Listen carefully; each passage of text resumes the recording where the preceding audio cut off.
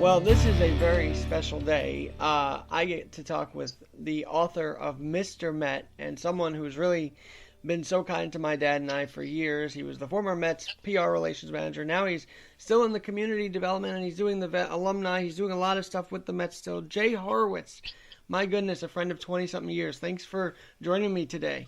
My pleasure to be with you, Alex. My pleasure. So first things first, thank you for all you've done for the Mets and the community over the years. And when you retired, people were like, "Oh no, Jay's leaving," but you haven't left yet, right? You're still very involved with the team. I'm semi-retired, Alex. 2 years ago, I became the head of the alumni relations with the Mets, and we haven't done a lot of stuff with our alumni through the years. And I just want to reach out to the guys and let them know we care, and doing like some podcasts and a newsletter and bringing them back and forth to the stadium and spring training, and basically just letting them know we care about them and try to rekindle some of the relationships we've had in the past. And you know what today is? In 1998, I believe, today was the debut of Mike Piazza as a Met. Yes. So take us through that day, firstly, as a starter. Well, it was, Mike was coming. We sent a limo to the airport to pick him up. The plane was late. We were playing the Brewers in the afternoon game, and he got there late, and he got right to uniform, and Al Leiter pitched a 3-0 shutout, I think, that day against the Brewers, and after the game, we brought him over to the old Jets locker room, which is next to our locker room at Chase Stadium, and it was packed, and right then and there, I knew my job would be different. Mike was like a rock star then. He, we got more media, more fans, more national attention, and, Mike really transformed our whole organization, gave him credibility. And next year we got into the playoffs. In 2000 was the World Series. But he just was we didn't have that kind of a player, and he just gravitated people to him, the media to him. And it was just a really transformative experience for me and the ball club. Jay, that was a whole interesting thing because that trade wasn't made at the deadline. It was made in May. I mean, it was just a unusual circumstance, so to speak, right? The way he went to Miami, and honestly, when he went to Miami, it was kind of a speculation. It was that Miami was going to hold him, but it wasn't really like the day before that I found out he was coming here, and Steve Phillips and the ownership did a great job getting him over here, and he really was a shot in the arm to our ball club, and really unexpected at the time. And he made so many records with the Mets too, but obviously when you think about what we're going through right now, and I hope you're doing well in quarantine, by the way. I'm sure Met Nation... Yeah, every family's well too. We're doing good. But you cannot help but think of the way Piazza pulled us through 9/11, right? I mean, you can't help but make that connection. His home run, was when he came up to bat in the eighth inning, you just had a feeling something was going to happen because Mike was a kind of a guy. The bigger the situation, the bigger he stepped up, and that was more than a home run. It was something that really unified the city. Gave people hope, let people smile after 9/11, and after the game, Mike along with most of our team sat in the dugout and he signed autographs for the widows and the policemen and firemen. And, that whole thing wasn't just a home run. I was really, really proud of our team, what we did in 9/11, from ownership right down to Bobby Valentine and the players like Robin Ventura, Todd Zio, Vance Wilson, Joe McEwen. We made countless visits to Ground Zero to visit the fire and police and the fans down there. And our parking lot was a restoration area where we sent supplies down to all the people down by Ground Zero. So it was a pretty, that one thing, 1986 was a great time, but for me the best memory was what we did as an organization after the attacks of 9/11. Well, Jay, let's take it way back because I know that people might want to know your story. You are this beloved PR man for the Mets, and you're in the community. But tell us your story. Where did you start, and how did you become so ingrained in the Mets organization? Well, I started from the beginning. I was a terrible athlete, and I wasn't much of an athlete. All my friends played sports. So in Little League, for instance, I played for a team called Epstein's in New Jersey, Clifton. The only way I could hit the ball was to bunt, and I bunted all the time. When I got to high school, I couldn't play because then I became a manager for about 12 different sports. And on senior day, I remember I had more letters on my Letterman sweater than the starting quarterback. So then I went away to college. I became the SID at NYU, my alma mater. Then I went to work at Fairleigh Dickinson college here in New Jersey. and I worked here from 72 to 80. And then probably in the winter of 80, I got a call from someone. See, back up for a second. In February 1980, I had accepted a job as a PR guy to work with Tony Kubek and Joe Garagiola on a Game of the Week for NBC. And about a week before I was supposed to start, I got a call from somebody who said he was representing the Mets. Would I like to join and come interview for the Mets job? I proceeded to hang up on him, and I found a couple of days later that it was a legitimate offer. I went down to Florida, interviewed for a job, and 40 years later, I'm still here. Wow. And then you work your way through the organization. You were there for 86. And I know that your book, Mr. Met, sort of covers that journey that you were on during the 86 year. Yeah, it's just the relationships, how the club reacted. Working with Davey Johnson. When Davey was hired in October of '93, I knew we got a good one. The first words in his press conference were, to the meetings, and why did it take so long to hire me? Davey was a really cocky. He had a lot of, he just believed in themselves, and then in '83, in '84 rather, we got Darryl came in '83. Keith came in '83 in June.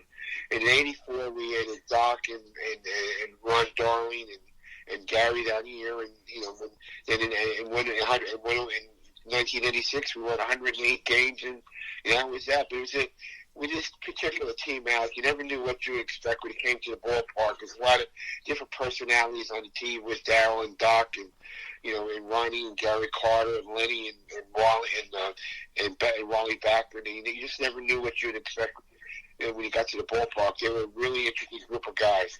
Well, let's talk into the, because you were there when Doc and Darryl were rising up, and right. Keith was this experienced veteran that was going to help win the team.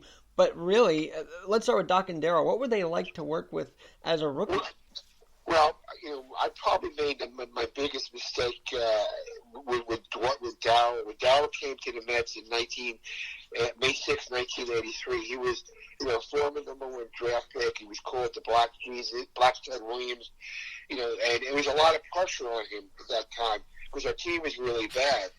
And, what I did, I accepted every interview. I didn't say no to anything. It could be a small paper from Utah, a little TV station in Tennessee. I said yes to that, and which was a bad mistake on my part. But Darryl rebounded and got the Rookie of the Year award. And next year with Dwight, we tried to be a little bit more protective of him. Like we would only speak the day after he pitched and one day in between. But still, was an awful lot of pressure for these young guys. I mean, Dwight was 19, coming from a small town, small family in Tampa, and it just, there was a lot of pressure on them coming to New York as young kids, and they rose to the occasion and led us to the promised land in 1986. They did, and of course later on they would have their struggles with everything. And I mean, were you there for them through those times too? Yeah, I'm still there from there. You know what? I mean, Darryl and his wife have become ministers. It's amazing. I mean, they speak. They go around the country speaking about the evils of drugs, and really, Doc speaks to a lot of high school kids and grammar school kids. He works for Hackensack Hospital, where he goes and sees sick kids in the hospital, and basically the message is the same message. Don't do as I did. And you're not afraid to say that. Living examples of people who made mistakes. I'm really proud to say that both of them have turned their life around and do good things in the community. And, to this day, one thing, in my job, I stay in contact with a lot of guys I work with through the years. And, and I'm really proud of how they had some bumps in the road, but they really rectified their life and they're on the right path now. They really are. And I had seen Dwight at a function a couple of years ago. He seemed great. He's doing good. So right. Thank God for that. Now, right. Jay, one guy that we should cover here, and your experience with him, was Gary Carter. I mean, you had all these personalities. Then you sort of had the calming force in Gary Carter. What was that like working with him?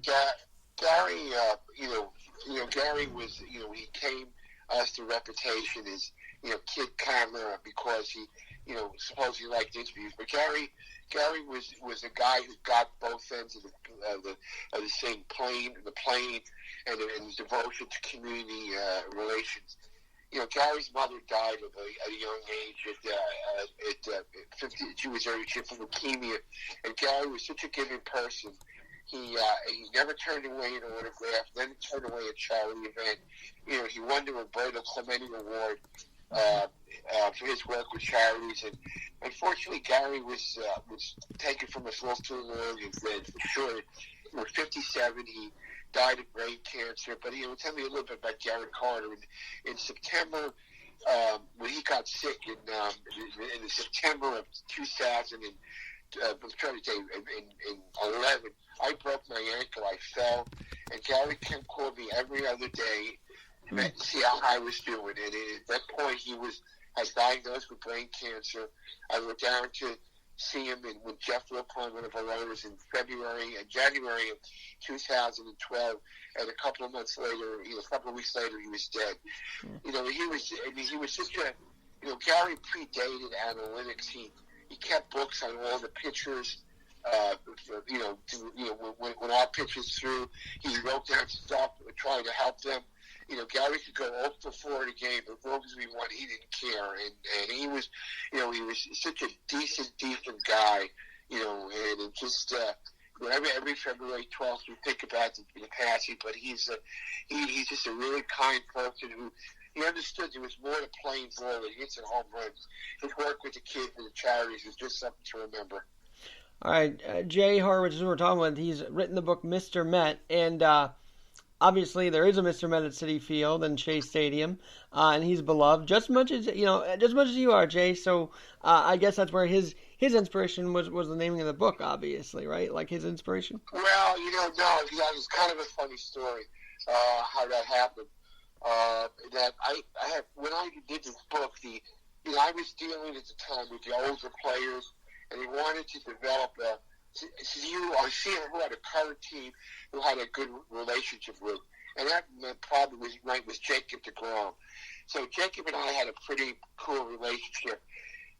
When I asked him to do an interview, he would never say yes right away. He would say, Jay, I'll do the interview for you if you can come out on the field. If it's phone goes to Steven Matz and myself. Or he would say, we have a little basketball net in the clubhouse. He would say, I'll do an interview for you if you make 2 baskets. And I never, again, not much of an athlete, but Jacob's always did the interviews. So the author said, do you think Jacob deGrom would help write a forward for the book? And I asked him, he very kindly did. And in the course of that interview, he said to the author, you know what? In my eyes, he's the real Mr. Met. And we got the permission to use the title for the book, and it's good. You got to remember, when Jacob came up here in 2014, he came up as a relief pitcher. He never pitched an inning in the bullpen. He pitched a 7 innings against the Yankees, picked up 1 run, and the rest is history. Rookie of the Year award, 2 Cy Young, and there's no doubt in my mind he can win another Cy Young or 2. But he was kind enough to sit down and write the forward for my book, and he used the term Mr. Met, and they kind of went from there. Well, let's talk about Jacob. Everybody talks about Wright, and we're going to get to him too, because that was a special connection too.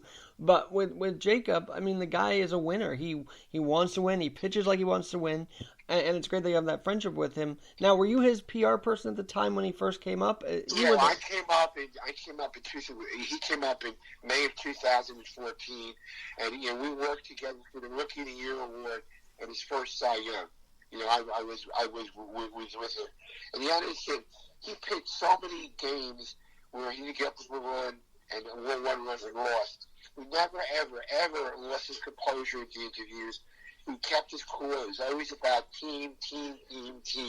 That's all he cared about. That's what separates me from the other people. All he cares about, we can win 1-0. He's great.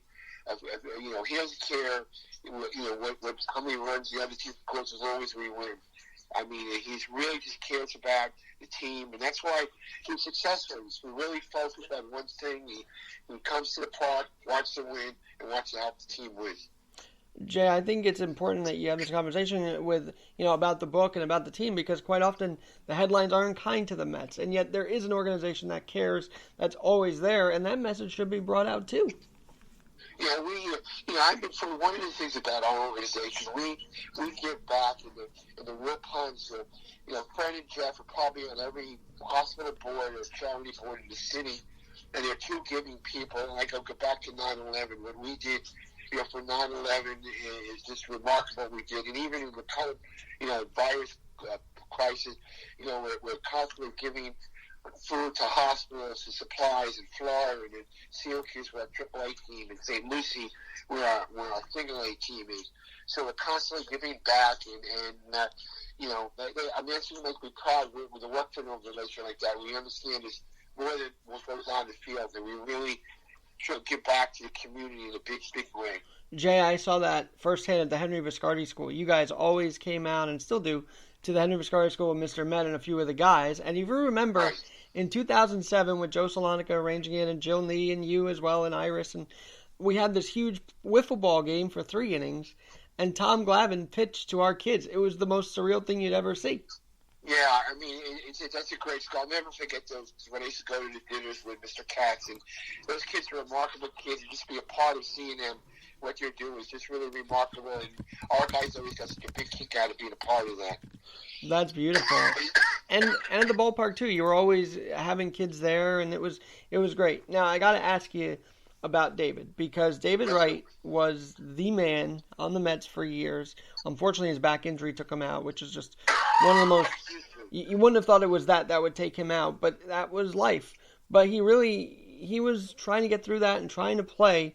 But let's start with his final night. I mean, that was electricity from what I had seen that night. Yeah, he worked so hard to get back to that night. He won. He's basically playing for his daughters. He's got 3 young daughters who really never saw him play before. So he just wanted to get back on the field to do something that his daughters would see him. But he just never gave up. And when he came back in 2015 to get ready to play those games, get ready to play the World Series, he used to take him a good 2.5 hours of exercises. He used to get to the ballpark like at 11:30, 12 o'clock to get ready for a 7 o'clock game. But he never gave up and worked himself back there to get to play. And, this is what I would say about David Wright. He's a 7-time All-Star. Is good a player he was. He was 100 times better person. One example, in the last year or two when he wasn't playing the last year, he went to visit, this when I'll tell anybody, a young kid who was dying of cancer at Sloan Kettering Hospital. So, unbeknownst to anyone, I didn't find out until later, he kept visiting the kid. When the young man passed, he went to the wake by himself, no newspapers, no cameras, and went to all of David's charity work. Probably 99.9% of charity work was done without a camera.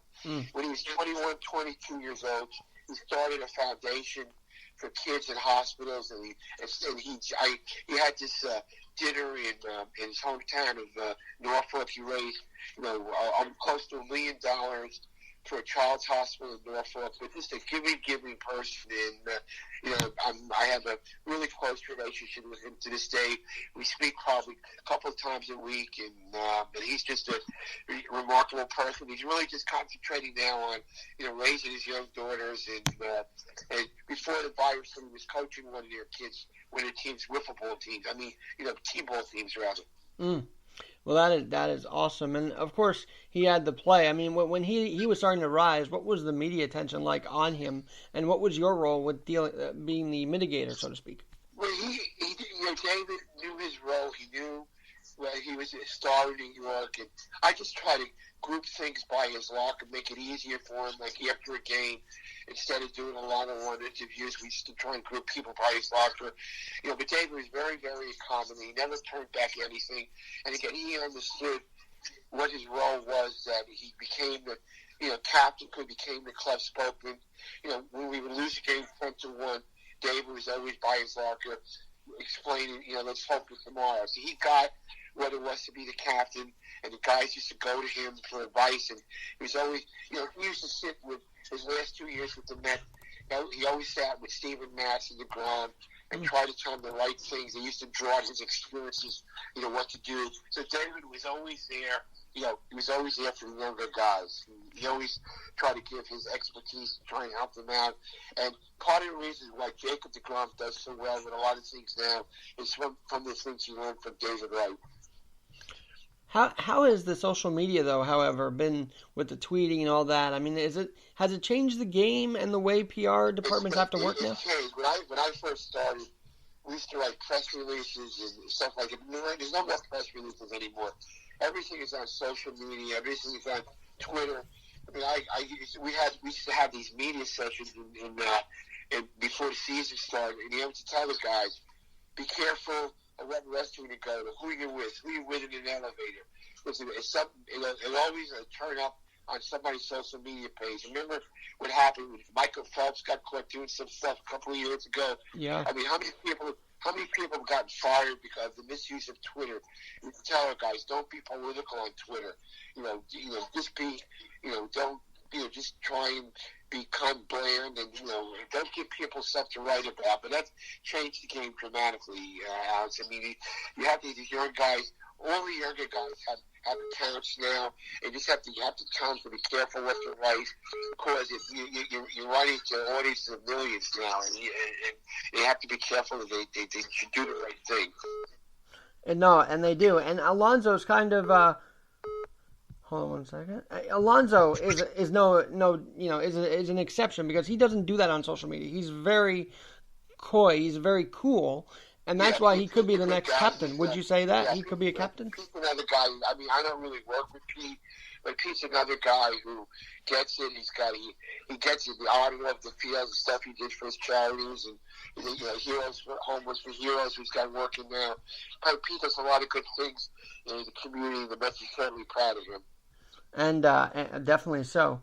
And so, how about nowadays? I mean, obviously these players are trying to be very, careful in what they say, but they're obviously frustrated during this thing. So what is your advice to maybe the Mets of today while they're dealing with this whole thing? I don't really deal with the players. They're under the current players. I really kind of want to stay out of the current stuff. I don't really.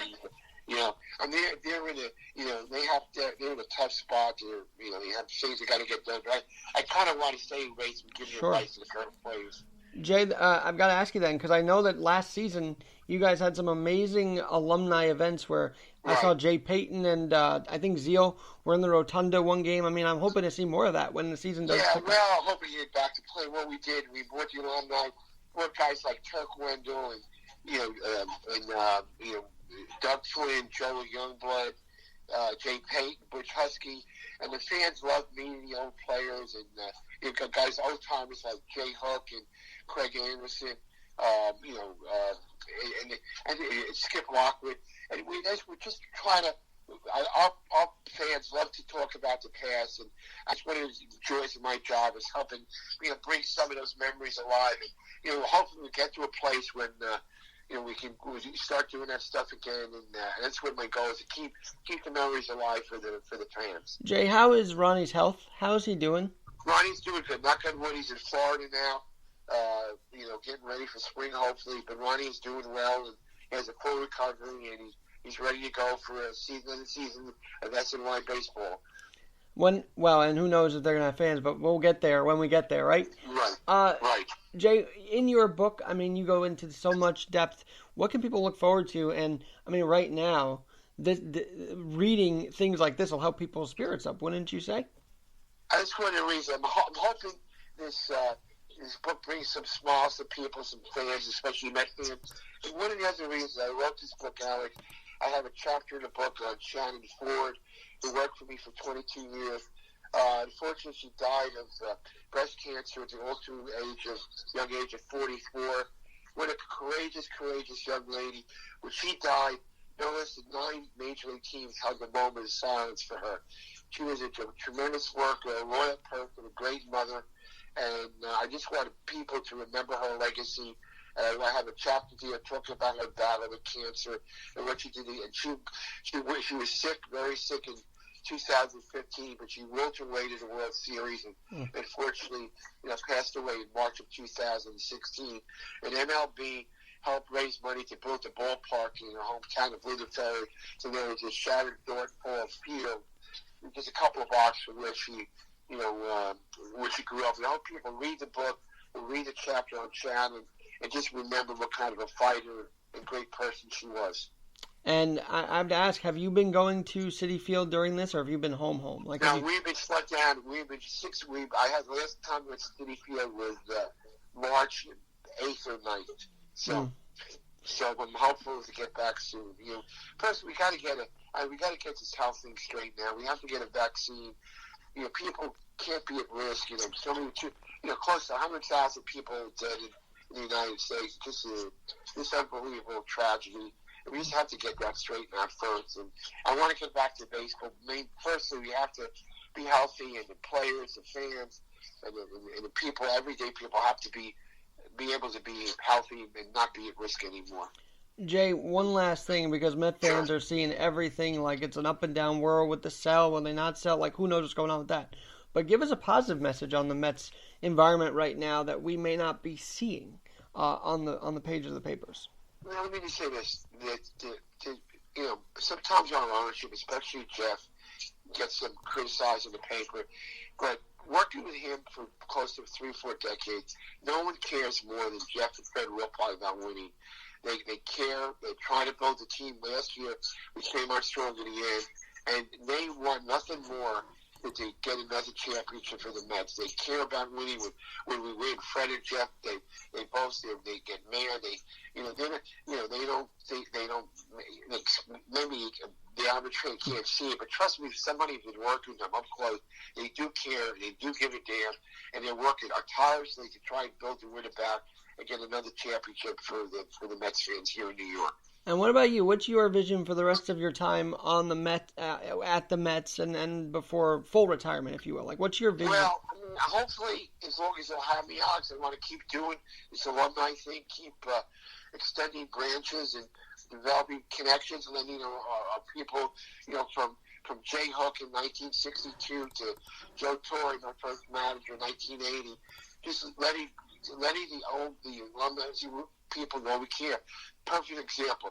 Hobie Landreth was the first player Mets took in the 1961 draft. I called him about a month ago, and he said to me I was the first person who called him from the organization in 50 years.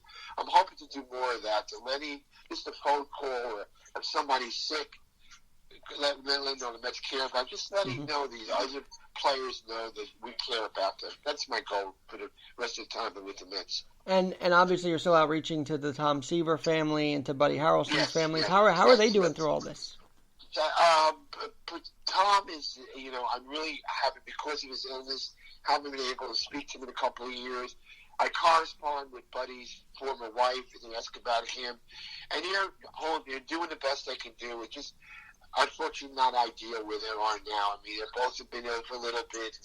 Just got to say a prayer for them and keep going.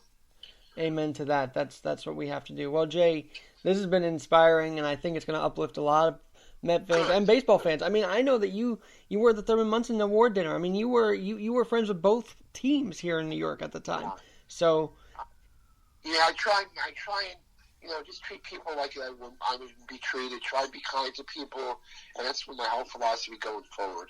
And it was great to see you at the dinner just a few months ago. Crazy to think it was only a few months ago, but it was. Yeah, it seems like an eternity ago, doesn't it? Yep. Hey, Jay, keep us posted on how you're doing, and we will definitely stay in touch. Thank you for your time, and be safe for your family. Thank you, Jay. That was Jay Horwitz. He is Mr. Met. He got the new book out. Thank you for your time. Bye-bye. Bye-bye now. And we will talk to you tomorrow. Have a great day.